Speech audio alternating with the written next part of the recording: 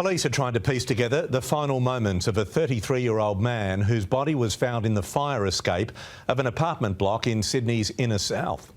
Excuse me. Detectives believe Paul Brown had spent the night with a female escort. Hostilities for the holiday weekend. Chris, thank you. Excuse me. Chris, thank you. Excuse me. That's better. On a mid-election dash to the Solomon Islands. To finance, and one of Australia's hottest stocks jumped again today, while no movement on interest rates from the excuse me, from the Reserve Bank pushed the Australian dollar higher.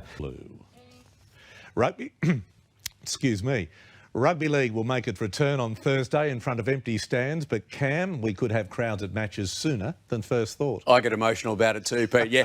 On the eve of his 100th day in office, Joe Biden has pitched his administration's accomplishments to Congress. Excuse me. The US president announced his latest trillion-dollar spending plan.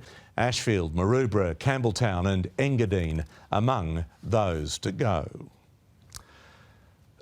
Excuse me. Senior Labor Party figures are joining forces to try to buy the home of Gough Whitlam. Plans to relocate it to provoked union green bans and opposition from heritage and history groups. I don't have a lot of voice left, but coming up, Westpac's bumper profits, finances next, Sydney petrol prices, and Amber will be here with the weather.